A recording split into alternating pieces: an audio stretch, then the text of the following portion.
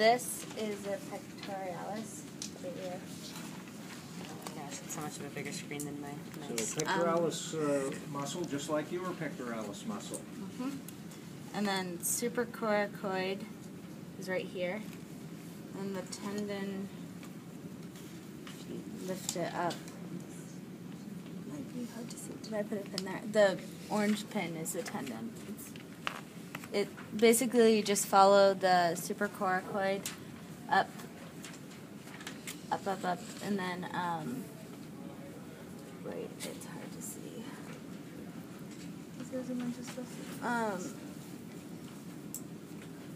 Up until the very top, and the tendon at the very top at the corner is It goes through what hole there?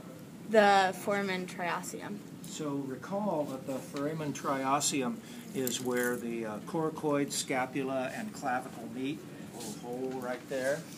And so that's where the tendon from supracoracoideus goes up to the back of the shoulder. So what's going on here is the pectoralis muscle is the wing adductor, so that brings the wings down. That's the power stroke. And then supracoracoideus, which is smaller and underneath it, has a tendon going up above the wing, and that lifts the wing up. So that's the wing abductor. It brings the wing up. So both muscles, the power stroke and the wing lifter, are both together down low. Nice low center of gravity, makes for very stable flight on these guys. And so you can follow that tendon from supracoracoideus up through the foramen triosium to the back of the wing for lifting the wing. Is right here, which the tendon goes through.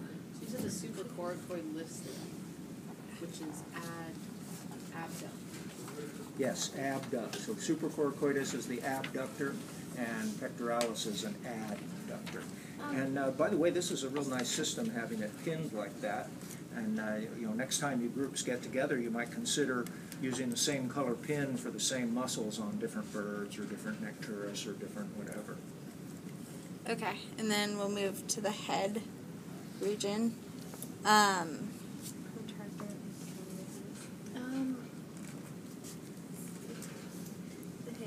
The protractor is yellow pin. So it's a small little flap-like muscle.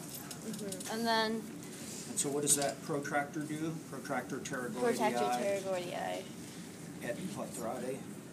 So that's going to lift the upper jaw, or lift the upper beak, if you will. And then this little muscle, like right under here, this little guy, that's the pterygoid part, and that so that would like retract the beak, close the beak. And then this like really tiny little muscle on the side is the abductor mandibulae. Adductor mandibulae. So that's a jaw closing muscle. And then this muscle right here, you can kind of see it move a little. That one's the depressor mandibulae. So that's the jaw It's like opening a little muscle, flap the right lower there. jaw opening and closing muscles. So these are tiny little muscles. When you think about it, especially seed-eating birds don't necessarily have really powerful beaks. And so they're using their beaks like forceps, and they're pretty tiny muscles operating them. And those muscles are tricky to see. Now, if I was going to ask some of these on quizzes or exams, I would have to choose the ones that were more obvious. These little tiny ones in the back of the eye, I don't know if any of them are good enough for quiz quality. Pretty small. What is the part where the coracoid and the scapula meet? The foramen triosium.